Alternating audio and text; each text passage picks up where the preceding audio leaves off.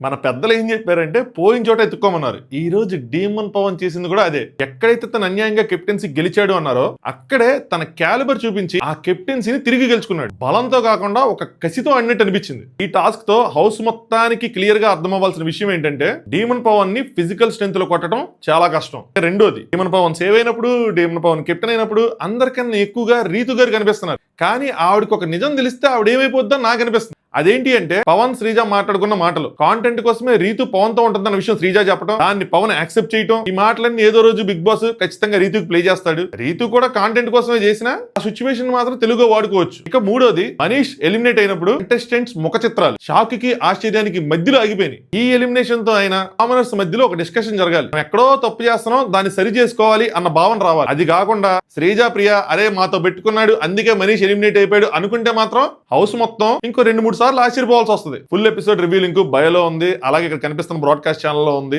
Please do watch it. మరిన్ని Big Boss updates and reviews కోసం ఈ పేజ్ ని ఫాలో కొట్టండి.